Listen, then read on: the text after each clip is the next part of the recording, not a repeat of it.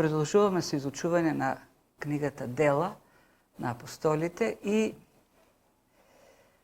се среќаваме со првите нешта во животот на црквата, прво со првата црква, па првите проповеди, првите чуда, првите гонења и тука ќе се сретнеме со првите служители, така да кажем, првото назначување на служба.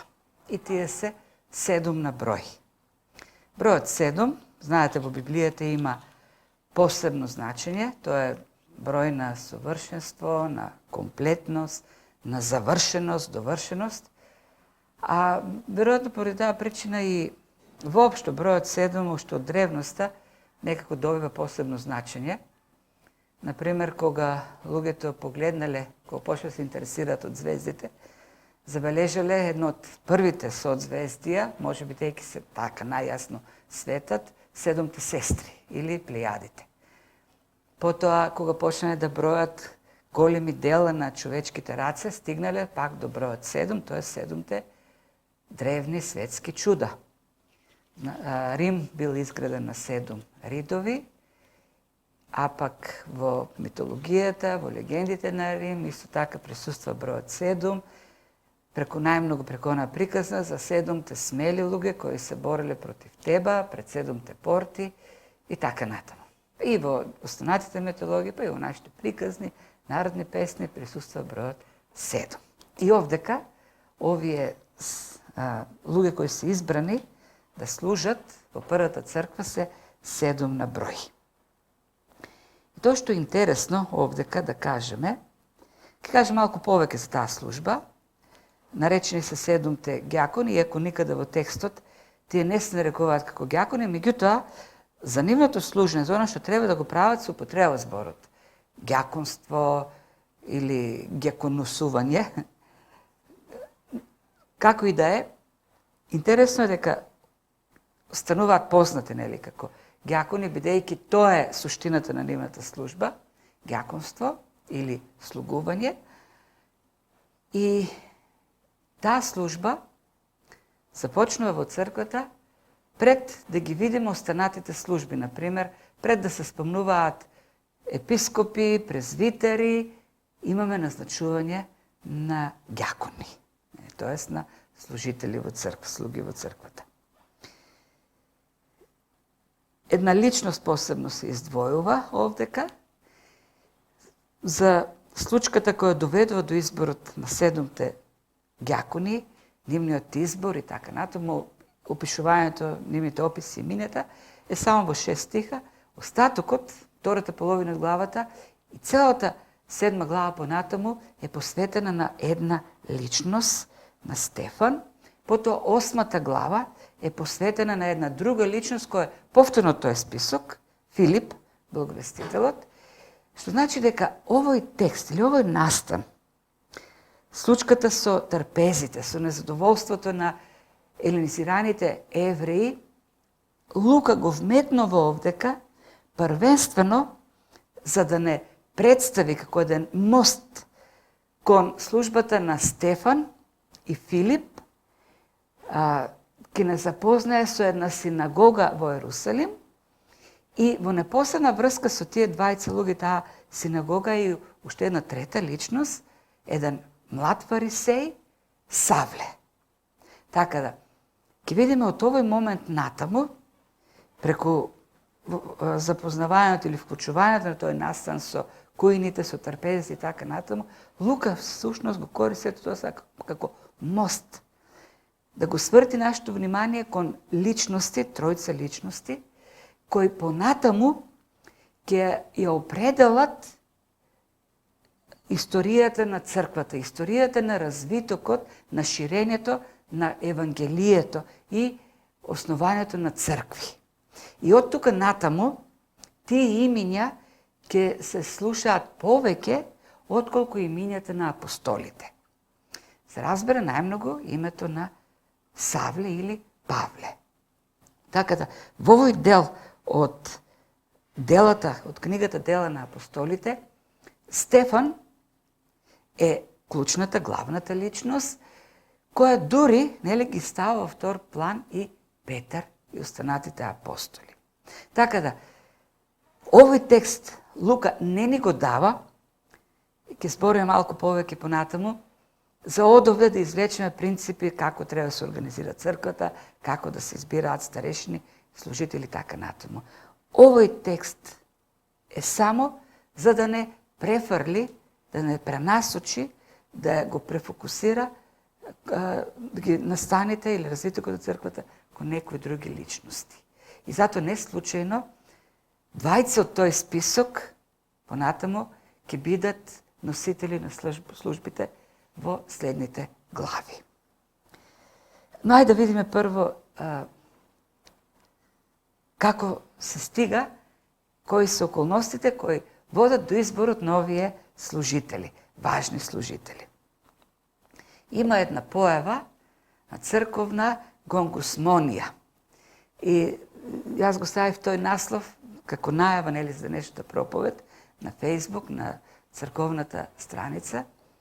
И една жена од Бугарија напише еден коментар, барала на Google, што значи тоа црковна гонгусмонија и никаде не нашла објаснување. И нема да најдете објаснување што значи тој збор. Тоа е чисто моја таква една авторска креација на терминот, за да го привлече вниманието, бидејќи е појава во црквите, сериозна појава и е проблем, всушност, не само појава. Значи, текстот започнува со тоа дека учениците се намножуваат. И ние тоа го гледаме постојано во претходните глави. Апостолите проповедаат, се случуваат големи чуда и постојано Бог придодава кон црквата луѓе, нови ученици и жени, па и свештеници, така заврши 5 глава, и свештеници многу се придодадоа кон црквата. Дури од околните села и градови почнуваат да доаѓаат во Ерусалим, од цела Јудеја почнуваат да доаѓаат. И во еден таков момент се случува од црквата едно овдека е наречено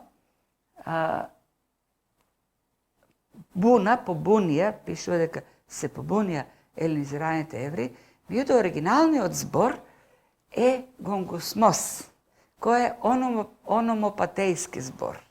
Што значи ономопатејски? Ономопатејските зборови се оние кои фонетски, звучно асоцираат на звуковите, на појавите со кои тој збор се означуваат, или личности, или животни, или инсекти. Така да самиот збор треба звучно да асоцира на звукот што го издава предметот или појавата. Например, бумбар или стариот збор е брмбар, е ономопатејски збор. И зошто се вика брмбарот брмбар?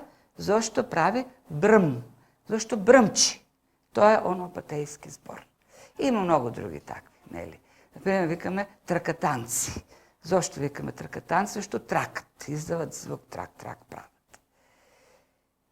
И ова е исто така ономопатејски збор. Очигледно древните елини, кога некој незадоволен, викале дека гунга. Тоа прави издава некој звук. Ние велиме мрмка или мрмори. Србите велат гунџа. Да.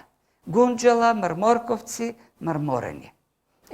Тоа е идејата на овој збор.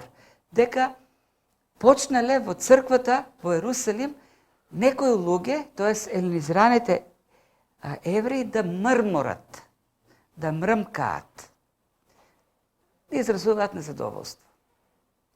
Тој проблем е вообичен за Божиот народ, уште во Стариот Завет, кога излегува од Египет, почнаа да мрморат. Па немаа месо, па јадеа постојано само леп од небото и така натаму. И знаеме ние како Бог се однесуваше кон мрморењето на Божиот народ. Ги казнуваше кога мрмореа. Зошто? Зашто мрморењето или незадоволството е проблем во црквата. Проблем кој може да доведе, кој може да посее семе понатаму на конфликти, на поделби, на сериозни проблеми. И ова што се случува сега овдека е една во тој контекст дадено. Не случајно Лука вели, раста црквата, се намножуваат ученици и се јавува проблем. Значи, проблемот тој го става во контекст на успехот на црквата, на прогресот на црквата. Инаку можеше Лука да се напише само елинизира, зашто завршува така, нели, 5-та глава дека се додаваат нови луѓе, но тој има потреба сега и во тој контекст на проблемот во црквата да го сврти вниманието тоа дека во момент на растеж се случува тоа, кога расте црквата. И црквата цело време расте, ние гледаме цело време како противникот се обидува некако да го сопре тој растеж. На почетокот тој почна со надворешен притисок, беа фатени апостолите, па беа ставени во затвор, па беа тепани, па им се заканија, па им се постави услов, тоест неква можност за компромис, ај немојте да зборите за Христос, па нема да ви правиме ништо. Значи различни начини, па унатре во црквата имаше еден проблем кога едно семејство се обиде нели да лаже, да внесе грев во црквата. Гледаме како континуирано ѓаволот се обидува тој растеж некако да го прекине, да го запре. И овдека во овој случај се јава проблем во црквата, може би бил оправдан проблемот, може би тоа незадоволство било оправдано, како и да е. Во секој случај, марморењето, овдека Лука вели, тие мармореа во црквата. Изразува меѓу себе незадоволство, почнува да се шири во црквата незадоволство, еден таков, нели, дух на непријател, на буна, не знам како да го наречам. И во еден таков момент стига проблемот до апостолите и од покрај останатите опасности од поделба, зашто гледаме дека тоа се две културни, јазични, различни групи во црквата. На крајот на криш, дури да не се стигне до поделба, апостолите ќе беа вклучени, тоа обид апостолите се вклучат во еден несуштински за нив проблем, зашто цело време до овој момент Лука спомнува дека тие правеа чуда, проповедаа и луѓе се спасуваа. И сега се јава проблем и тие ќе треба да ја напуштат таа служба, да престанат да проповедат, нема веќе чуда да прават по улиците и ќе почнат сега ќе стојат на масата и ќе гледат кој колку месо, колку храна добива, колку манџи му стават во чинијата и така натаму. Тоа е всушност изместување на фокусот на вистинската служба. И кој е проблемот? Значи, имаме елинизирани јудејци. Елинизирани јудејци се оние кои живеат во диаспората, не се од Јудеја, тие живеат во римските провинции, говорат елински, не говорат арамејски, како што говореле јудејците во Јудеја, евреите во Јудеја. Исто така биле воспитувани на поразлична култура, светогледот им бил променет, елинистички, поради средината во која живееле, така да овдека имаме културна јазична поделба на црквата. Имаме евреи кои дошле на Педесетница од диаспората, кои не говорат арамејски, кои дошле на Педесетница, но поверувале од проповедта на Петар и останале. Исто така имало пракса евреи кои живееле во диаспората, кога веќе ќе остарат, со своите жени се вракеле во Ерусалим, за кога ќе умрат да бидат таму погребани во Ерусалим. И тоа и така, нели, бидејќи обично мажите се одат пред жените, така обично, многу жени останувале вдовици, елинизирани еврејки, останувале вдовици во Ерусалим. Нели, поради таа пракса, тие со своите мажи, кои ќе поостареат, од некоја римска провинција, да се одат во Јудеја и таму да бидат погребани кога ќе умрат. И тука гледаме сега дека има формирано хуманитарна некоја дејност во црквата, пишува, нели, дека се е заедничко во црквата, дека никој не го смета ништо за своје, ги споделуваат, продаваат имоти, се создаваат, нели, општи фондови на црквата и очигледно преку тие фондови и се задоволуваат потреби на луѓе кои имаат, нели, кои имаат потреба од храна. Претежно таквите вдовици. И сега елинизираните јудеи се жалат, почнуваат да мрморат, не се задоволни од тоа колку добиваат храна. Тоест, сметат дека ним им се става помалку во ученијата, отколку на вдовиците, еврејски вдовици од Јудеја. И така, не, се создава тој проблем. И кога се создава тој проблем, дека некоја група е запоставена од црквата, постат повеќе начини да се решават. Ако тие живеат денешно во денешно време, лесно ќе се го реши проблемот. Во тоа време било невозможно тоа решение, тоа време се возможно да си најде друга црква. Тоа обично се прави кога некој почнува да мрмори, почнува да си бара, нели, друга црква и така некој. Добро, можеби има и оправдани причини за тоа. Можеби човек, нели, да си најде посоодветна за него. Меѓутоа проблем кога ќе ги посети сите на крајот ќе рече нема за мене црква, не постои такво нешто. Не. Има поделби на цркви и тоа може и по тој поглед причината може да биде објективна, меѓутоа многу пати таа причина е банална. Пентакост, имаше еден Двајт, мислам се викаше Пентакост, професор од теолошката семинарија во Далас, на негова книга пишува, книга посветена на црковните проблеми, пишува за случај во Далас, вистински случај, во црква во Далас. Се поделила црквата на два дела, спротивставени табори, почнале да спорат сега на колку ќе припадне зградата и имотот, стигнале до суд, судијата го разгледал црковните документи, спорот и рекол, значи ова не е граѓански спор. Вие си имате црковни закони, устави, така натаму, вие сами може да си го решите. Суд не може да го реши вашиот проблем за собственост. Ке мора да формирате црковен суд. И тие формирале црковен суд, почнале да се истражуваат работите и на крајот се разбрало дека се почнало, дека целиот спор почнало една вечер, на една црковна вечера, кога еден старешина од црквата добил помало парче шунка од детето кој седело до него. И тој спор толку во црквата станал познат во Далас, што луѓето во тој град се смееле на Христос на крајот. Значи тоа е и овдека може некој да се каже, да, банален е спорот. Банален за да стигне до, нели, апостолите. И, нели, во таков случај има неколку решенија. Апостолите решаваат многу правилно. Тие велат, не е наше сега, ние да застанеме таму на масите и да почнеме сега да гледаме, да мериме кој колку ќе добие.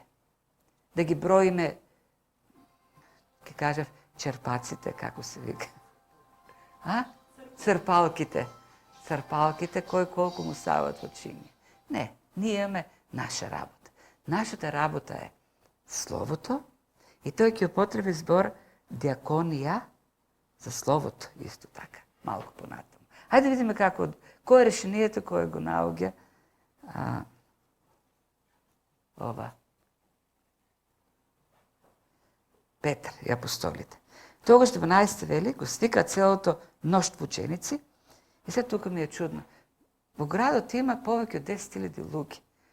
Успел да собере 10.000 луѓе и кога веќе се избирало, се гласало, како гласале 10.000 луѓе. Тоа е еден град цел 10.000. Ние не можеме да организираме едно правилно гласање за политички избори во едно градче како Радовиш, па како успеале тие не знам. Или може и пак поинаку решавале. Како и да е. Значи ги собират луѓето и велат, изберете меѓу вас 7 кои ќе бидат, во кои имате доверба, кои ќе треба да бидат мудри, да имат дух и така натаму. И тие ќе се грижат за таа работа и црквата избира такви 7, ги носат пред апостолите и апостолите ги одобруваат тие 7 души. И сега, овдека, пак, први на списокот, и не случайно Лука ги става први на списокот. Стефан и Филип. Тие се тие кои ќе ги гледаме понатаму во книгата. Стефан ќе биде главната личност до крајот на 6 глава и цела 7 глава, а Филип ќе биде главната личност во 8 глава. Тоа е благовестителот кој ќе го расшири евангелието во Самарија. Тоест, ќе биде употребен од Бог да го остварува Христовиот план за ширење на Евангелието од Јудеја кон Самарија. И тие двајцата се за нас познати, останатите не ги знаеме. За Никонор се смета дека е епископ, еден познат епископ во Никомидија. За другите немаме никаков податок. И последниот Николај исто така е представен малку повеќе, дека тој е ново придојден од Антиохија. Тоест, според традицијата, тој Николај е уствари, всушност не е евреин, но станал прозелит евреин, тој си е Елин од Антиохија, кој станува прозелит, тоест евреин, и овдека во Ерусалим на Педесетница станува и христијанин, тоест поверува во Христос. И тој Николај подоцна, според таа традиција што ја имаме, се откажува од верата, тој се враќа кон елинизмот и од христијанството прави едно гностичко, елинистичко учење, мешавање меѓу христијанство и гностицизам, познато како учењето на Николаитите, кои ги среќаваме во книгата Откровение. Така да тој човек, како еден од првите служители во црквата, стекнува слава и со текот на време таа слава почна да ја употребува за ширење на неговото учење, наречено учењето на Николаитите, кој на почеткот бил строг аскетизам, а потоа станува либертијанство, тоест антиномејство, беззаконие. И во книгата Дела на апостолите и во Дидахе, кој е во книгата Откровение, и Дидахе, кој е горе-долу ист период пишувани, тие две книги, представено учењето на Николаитите како едно антиномско учење, на разврат, апсолутен разврат. Така. Значи, тие се тие двајца личности кои се познати, најпознати од тој список и составени на почеткот. Реков дека зборот ѓакон воопшто не се спомнува во текстот за нив. Тие не се наречени ѓакони.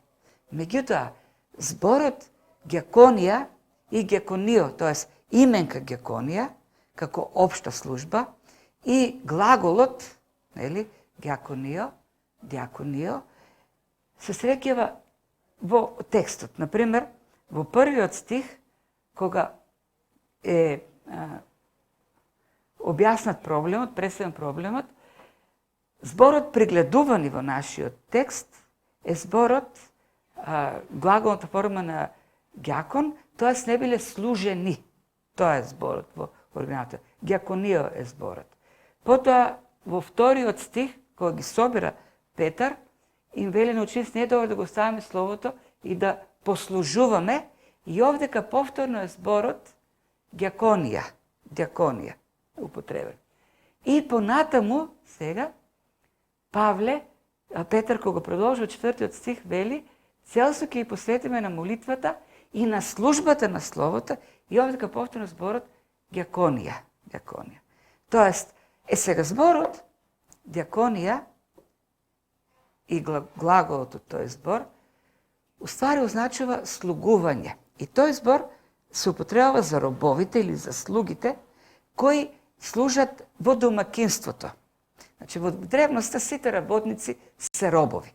Има господари и робови. Така е поделено општеството во тоа време. Господарите не работат ништо. Секој труд во робовладетелството се сметал за понижувачко нешто. Само робовите работат. Дури и финансиите го воделе робови. Тие се тие економи во семејството. Учителите били исто така робови, оние што ги учеле децата на господарите. Домакинската пак работа, чистење, готвење, служење на храната, го вршеле овие ѓакони. Тоест, тие биле во древноста ѓакони, потоа стекот на време стануваат слуги, нели, во 18-19. Богатите луѓе имале слуги дома, кои, нели, работат чистат, потоа стануваат кукни помошнички или помошници и денес се хигиеничарки.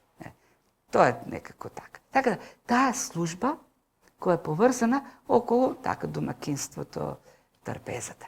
Меѓутоа, во суштина е слугување. И во тој поглед, овој збор најдобро ја изразува христијанската служба. И затоа Петар понатаму кога вели, изберете се некои ѓакони кои ќе гледат, кои ќе работат на трпезите, а ние да бидеме ѓакони на Словото. Тоест, ние ќе бидеме слугите на Словото. Оние кои ќе се трудат да ви го делат, да ве хранат со Словото. Тоа е тој контекст. И во тој аспект може да кажеме дека христијанството всушност, бидејќи е слугување, секоја служба е ѓаконска служба. Меѓутоа, поконкретно, тоа е служба за оние кои се занимаваат со материјалните, физичките потреби во црквата. Така историски се формира таа служба на ѓакони и понатаму гледаме Павле, например, и во Тимотеј, и во Тит, дели служба на епископи, презбитери и на ѓакони. Прави таква една поделба на служители кои се занимаваат со Словото и служители кои се занимаваат со оние останати технички, материјални потреби во црквата. Но друго нешто овдека што ни е така интересно покажано, и овдека Петар тоа го спомнува, меѓутоа и Павле кога говори за квалификациите или како да кажем, за карактеристиките, квалитетите што треба да ги има кандидатот и за ѓаконите, се бара духовност. Независно од тоа што овдека станува збор само за луѓе кои ќе следат како се дели храната, или за некакви други технички материјални потреби, Петар вели дух и мудрост да имаат. Па Петар понатаму спомнува и многу други услови, вклучително она да има добра репутација и надвор во светот. А пак понатаму гледаме дека тоа се луѓе кои биле полни со Стефан се вели, со сила, со дух, со вера и многу добро го познавале Словото. И многу добро го проповедале Словото.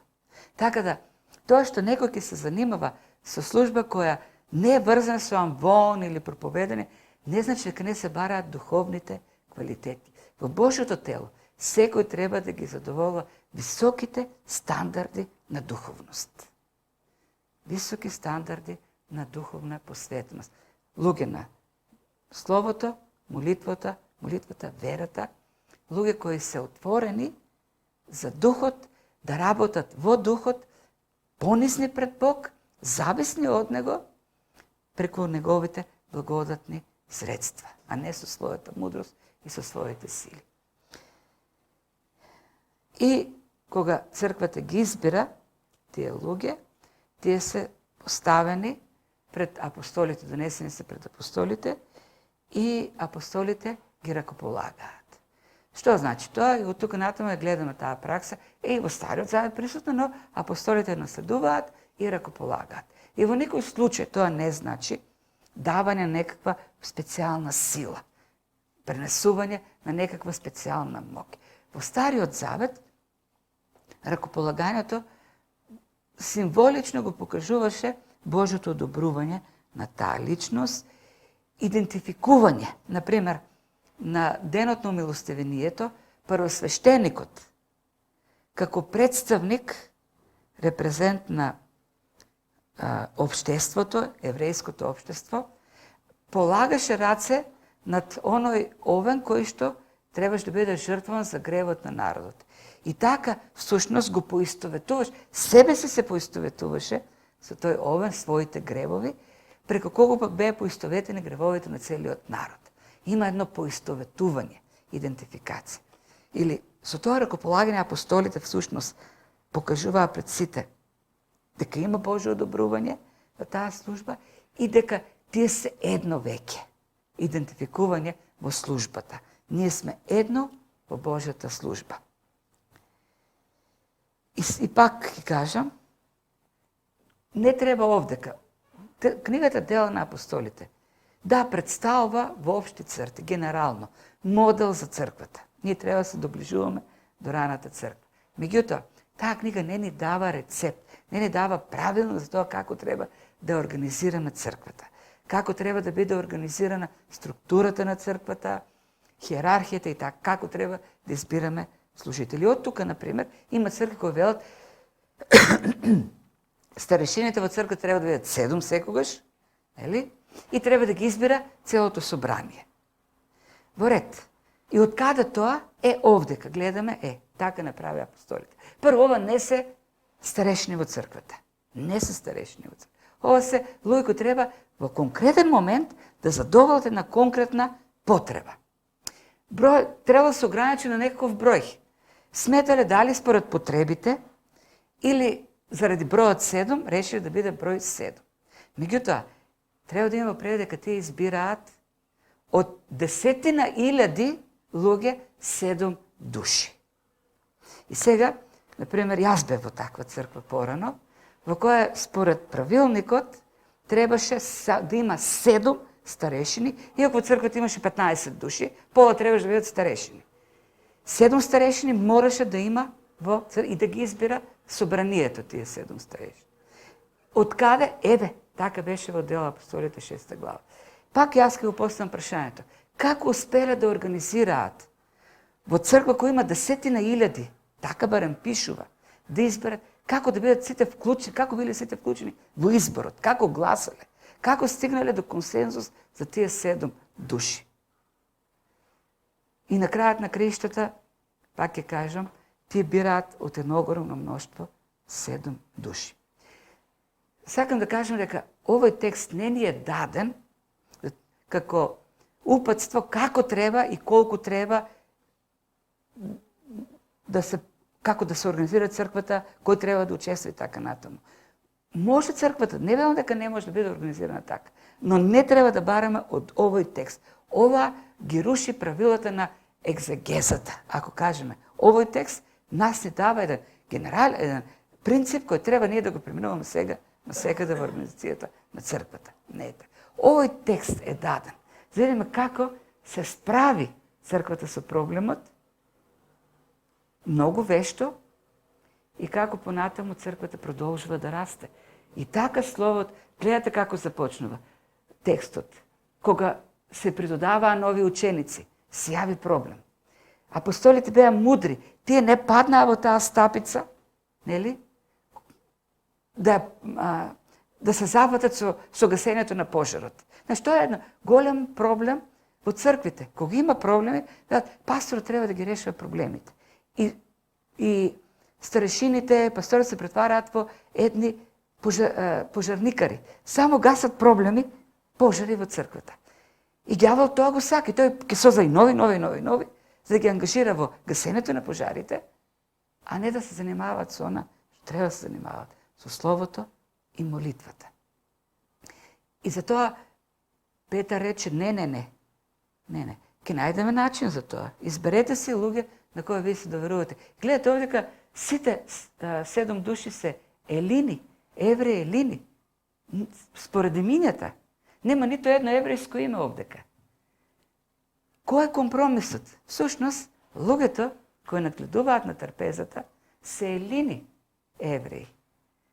Тоест, од онаа група кои мрморат, кои се незадоволни.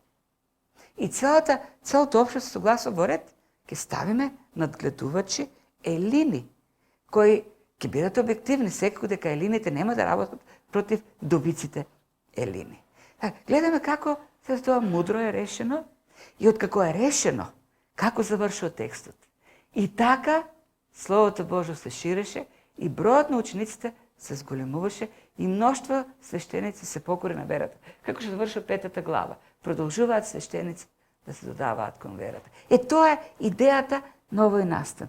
Почнува со тоа како се зголемува црквата, завршува како се зголемува црквата. Тоест, противникот не успева да го спречи тоа со овој проблем во црквата.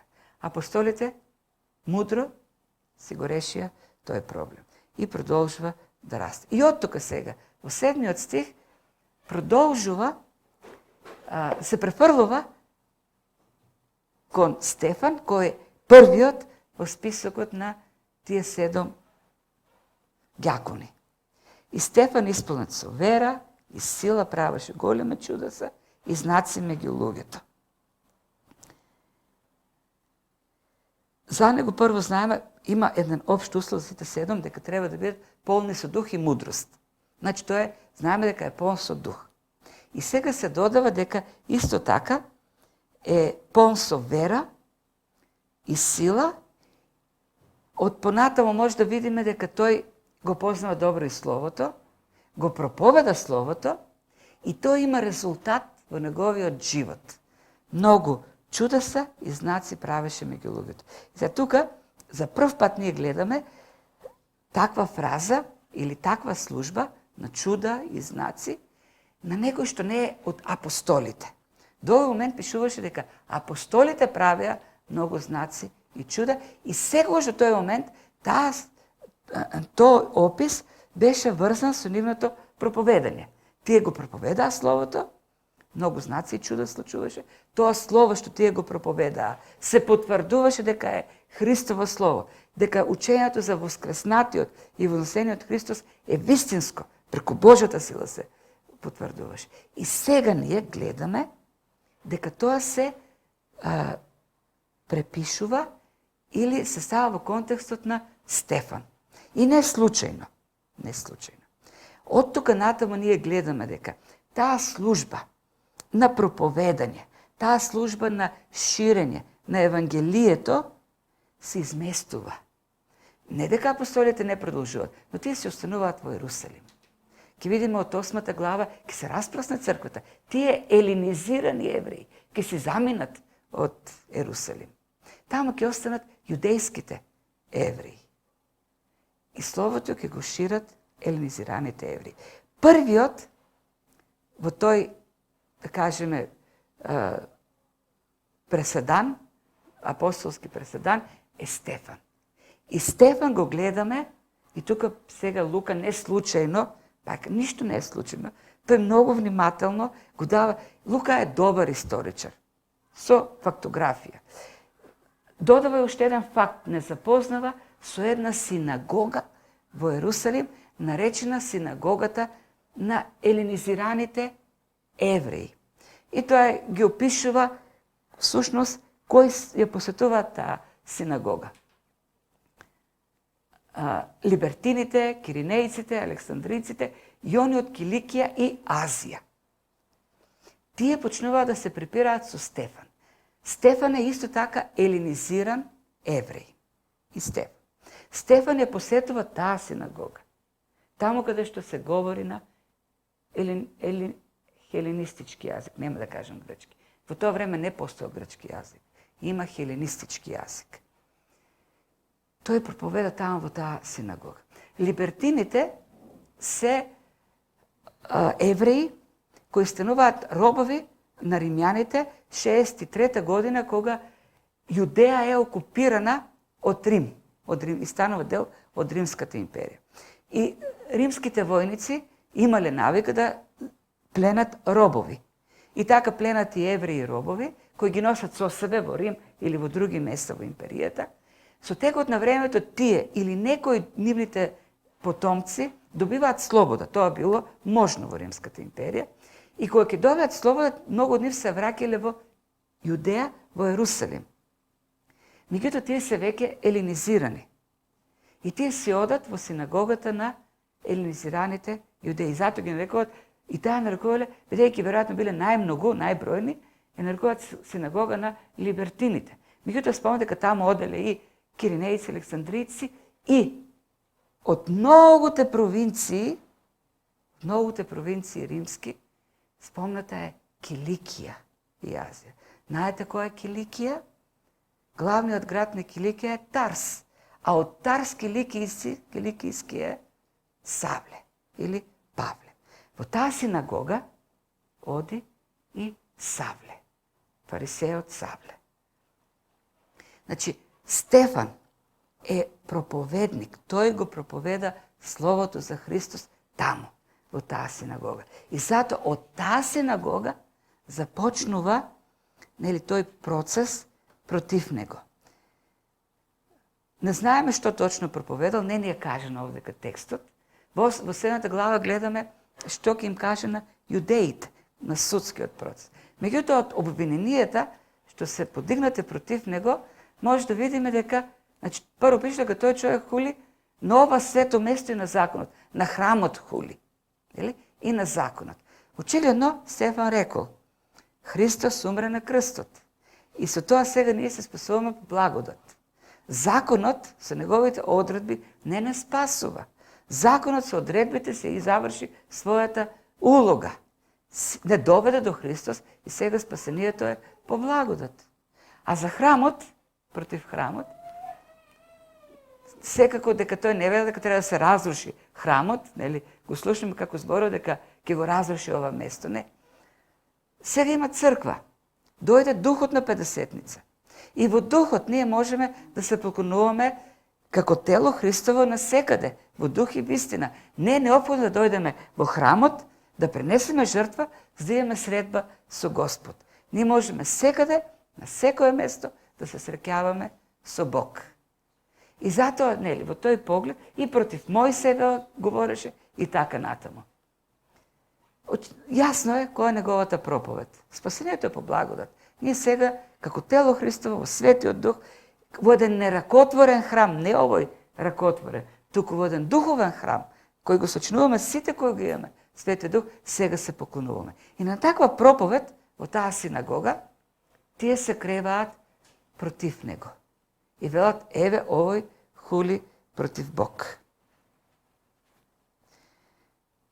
И секако, за една таква проповед во тој храм, во таа синагога, пише дека тој правеше големи чуда. И таа негова проповед, имаме прв пат случај некој освен апостолите да проповеда.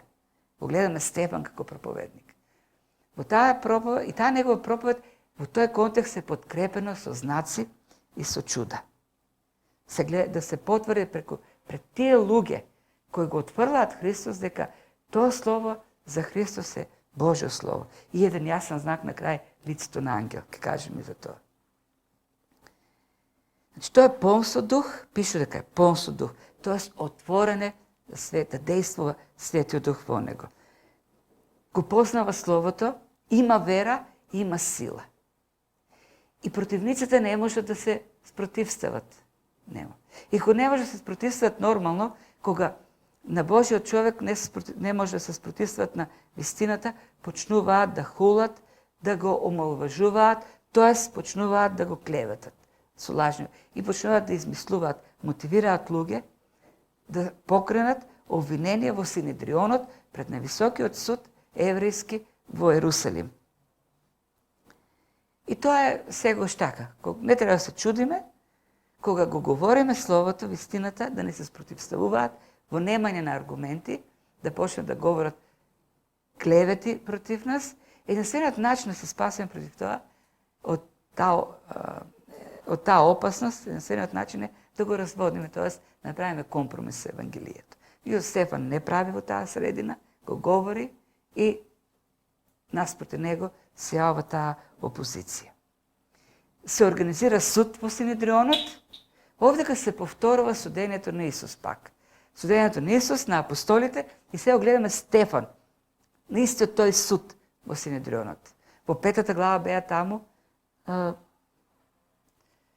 Петар и апостолите, кога сакаат да ги убијат. И овдека ќе заврши веќе со убиство во овој суд. Меѓутоа, еден податок на крајот, со еден податок завршува. Лука, не случно и тоа го додава. Вели, и кога погледнаат тие судиите таму, членовите на Синедрионот, неговото лице беше како на ангел. И сега, некој може да обясни што значи тоа. Некој, како изгледал, буквално, како... Може некој да го нацрта. Видел ли некој ангел? Не знам дали во тоа време, сигурно во тоа време, не шетеле по улице ангели, па така ги гледали, кога го виделе се, не личи на оној таму ангелот што го видов минатата недела. Не. Говори за нешто друго, сигурно. За нешто друго говори. За Давидовите соработници пишува дека лицата им биле како на лавови, неговите војни соработници. Сигурно нели немале грива, немале мустаки и уста како лав, Сигурно неговото лице се гледало, се устартувало решителност, смелост, воинственост, борбеност. Нели? Тоа е идејата, дека имале так, смел израз на лицето. Истото е значението и овдека. За Мојсе, и сега тука ќе одиме на Мојсе, и тоа е таа врска, екзегетска врска, што е историска, што е прави овдека Лука. Чие лице светеше? Само на еден во Стариот Завет. На Мојсей. Зошто му светеше лицето? Кога му светеше? Кога ќе се качеше горе на Синај во присуството на Бог, кога законот го добиваше. И кога ќе се симне од таа средба, кога ќе се симнуваше долу, неговото лице светеше како на ангел. Од Божјата слава. Очигледно ангелите, бидејќи се во Божјото присуство, не самите ти имат слава, но се префрлува, рефлектира таа слава на Бог на нивните лица. И сега, кој е целиот абсурд на судскиот процес? И тоа на што Лука сака овдека да го спомне. Тој суд е формиран да го осуди Стефан, бидејќи хули против Мојсей. А имаме двајца овдека во историјата на еврејскиот народ, да кажеме, чишто лице светат. Едното е на Мојсей, другото е на Стефан. Лицето на Мојсей светеше бидејќи тој го зимаше законот и бидејќи беше во Божјото присуство. И сега, кога Стефан говори дека по благодат сме спасени, помина тоа, нели што го донесе Мојсей и неговото лице свети. Зошто светеше неговото лице? Зошто беше на него? Бог многу јасно покажа таму дека е исто така со него. Како што беше со Мојсей, така и сега е со Стефан. Меѓутоа, тие тоа го занемарија. Но знаете која големата овдека, големото охрабрување? Кога некој е полн со духот, со сила, со вера и го проповеда словото и вистината, Бог е со него. Како заврши тоа? Стефан беше убиен. Да, така заврши. Но тоа не дека Бог не беше со него. И да, краткотрајноста на човечкиот живот нема врска со успешноста. И Стефан е пример за човек кој имаше краток живот на служба и, нели, меѓутоа, тоа со неговата проповед и неговото убиство се поттикна преселбата на христијаните. До тој момент сите се беа во Јерусалим. Таму чекаа да дојде Христос и тука да стане пак да го воссерат. Меѓутоа, поради таа смрт тие се распрснаа. Филип го пренесе словото во Самарија. Во 13 глава на делата ќе видиме, пишува дека тие распрснати елинизирани јудеи ќе го однесат Евангелието на секаде низ империјата и тие ќе ги осниваат црквите низ Римската империја. И сето тоа се случува од таа проповед на Стефан во синагогата и во пред Синедрионот. И на крајот на краиштата, тоа е еден од ретките за кој пишува дека заврши така што уште пред смртта го виде Христос како стои од десно на престолот.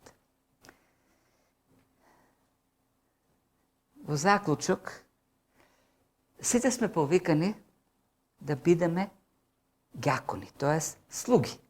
Суштината на христијанството е слугување. Слугување. Ѓакон значи слуга. И тоа не е врзано со конкретно со служба на проповедалница, со проповеда на словото.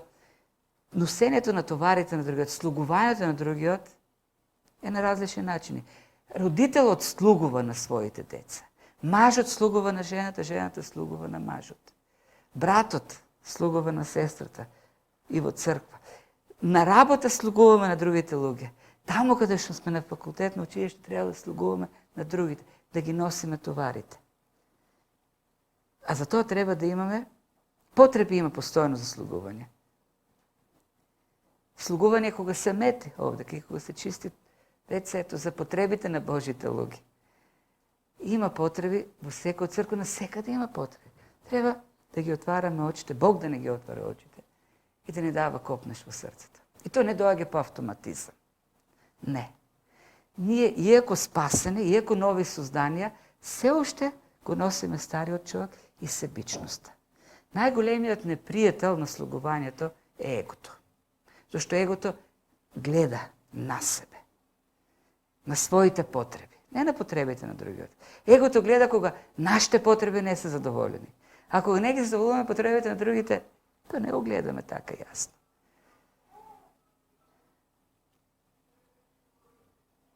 Затоа е потребно дисциплина. Тие луѓе беа полни со дух, беа полни со сила, со вера. Знаете ли од каде доаѓа тоа? Од читање на Словото, од молитва. Нашата основна задача е да го читаме, да го изучуваме Словото. Тоа ќе не образува преку Светиот Дух. Тоа ќе не полни се повеќе и повеќе со Светиот Дух во смисла да бидеме се повеќе раководени не од себе, не од стариот човек, туку од Духот во нас. Тоа значи една подредба на приоритетите. Не е основниот приоритет да отвориме вестници и портали да видиме што е ново во политиката во светот. Или да изгледаме сериите, или не знам што друго на телевизија. Или да видиме што се нашите потреби прво денес, па да си ги задоволиме.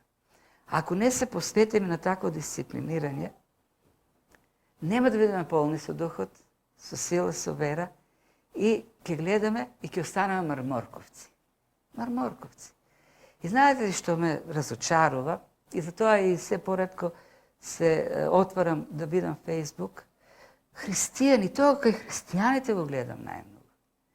Ами тоа Фейсбук стана една јавна трибина за споделување на своите фрустрации.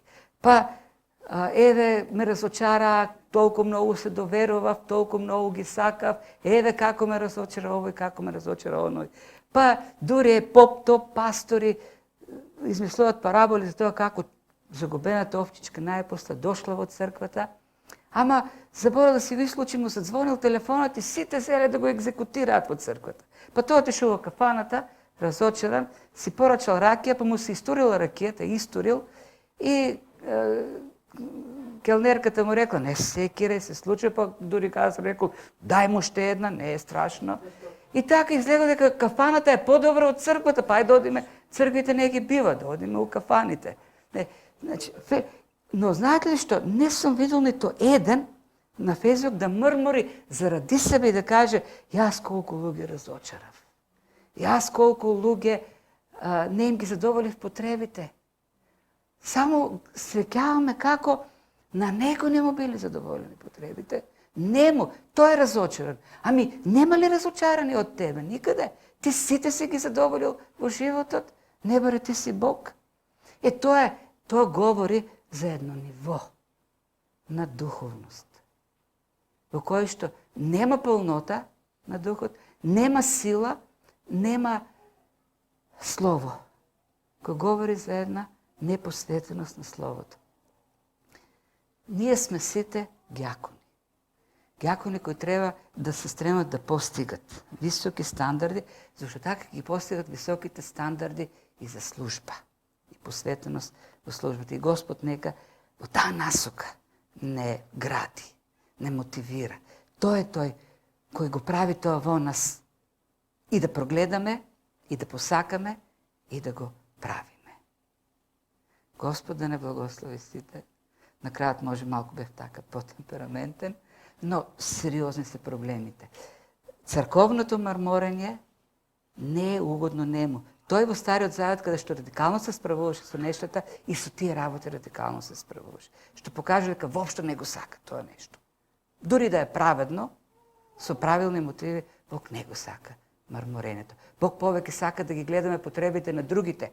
И кога ќе ги гледаме потребите на другите, уште нема да мармориме. Може за себе се си мармориме дека не сме доволно посветени. Но кога гледаме само на себе и на своите потреби, на своето, тогаш ќе има многу марморење. И незадоволен од нас Бог.